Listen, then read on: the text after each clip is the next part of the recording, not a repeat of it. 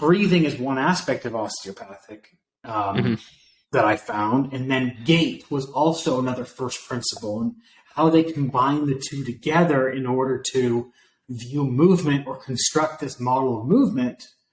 You can draw a lot of parallels. And so if you look at movement and exercises as a function of a phase of respiration and a phase of gait, you can categorize exercises so simply in that we've got breathing in, inhalation, which is more external rotation based, and then breathing out, which is more internal.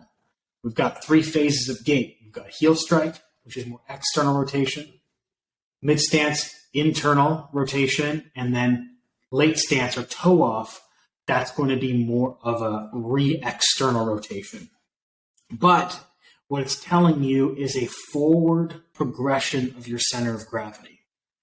And so what I'm doing now is I'm thinking, okay, well, based on these phases of gait, these all require different biomechanic movements of the foot, ankle, knee, hip, rib cage, and the same thing with breathing. I'm breathing in, everything's externally rotating. My foot's supinating. I'm breathing out, everything's pronating, internally rotating.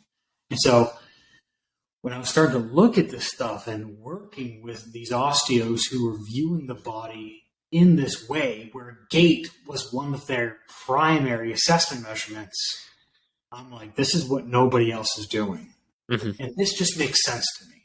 Yeah. We are looking at the same human. Why are we looking at it from a bone perspective versus a muscle perspective? Why aren't we figuring out how all of these interact together? And then through that, identify what the root cause of their compensations are. Yeah.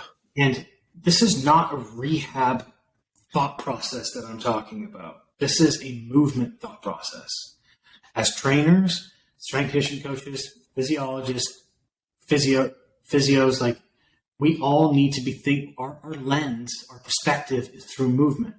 That's how we improve people's physical capacity, right? Whether that is physiological, mechanical, or neurological. We are influencing all 3 of those systems at the same time, no matter what we do. We can modify lunges and split squats to be able to influence all of those factors while influencing the shape of the rib cage, the shape of the pelvis, as well as its movement. Right? There's another guy, his name's Philip Beach. I believe he's an osteopath as well. He wrote a book called Muscles and Meridians, and he believed that movement is the coherent change of shape. So movement is all about changing shapes. So if you think about a foot can have a high arch, which is one shape, or it can have a flat arch, which is another shape.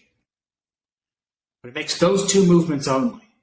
And so you can now associate those 2 movements with how the knee moves, how the pelvis moves, and then you can get a chain reaction effect. And then with that, you can modify how I'm going to hold the load, how I'm going to hold the weight. Am I going to hold the weight on just the right side, or am I going to hold it on both sides? Am I going to put the cable to do a cable chop at the top of the cable column, or am I going to put the bottom to do cable lift? Each of those is going to influence hip mobility as well as muscular structures that I'm going to use to facilitate movement. And so the other aspect is that osteos believe that we have this internal force that we are, managing. And that goes with breathing as well. There's 2 aspects to it. One, there is pressure and volume. So think of pressures like intra-abdominal pressure or intrathoracic pressure. That has to do with the diaphragm and the pelvic floor's position. So if I breathe in, the diaphragm contracts and it descends. And what it'll do is it'll push all of my organs and my guts all down to my pelvic floor. So my pelvic floor has to relax and catch it like a hammock. Okay. So that is going to allow me to descend into a squat or a lunge or a split squat. And then as I produce internal rotation or exhale, I'm going to reduce the amount of intra-abdominal pressure.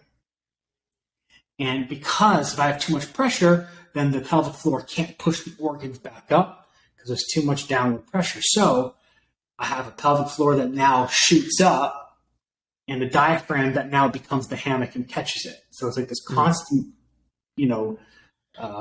throw and catch of the organs within the body. And a very interesting perspective that I was told early on is I was asked, why do you think that older people use crutches? Why are they so hunched over?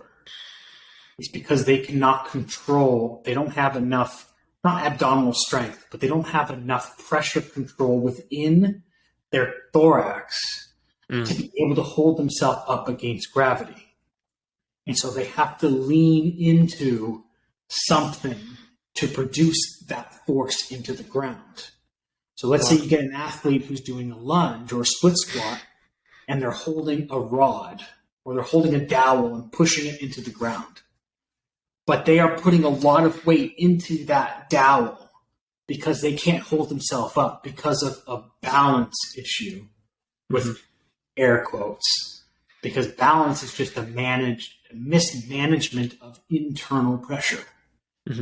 So that understanding of how the body works on the outside, but more importantly, how the body works on the inside was just a massive game changer for how I looked at programming movement. Heck yeah. Man,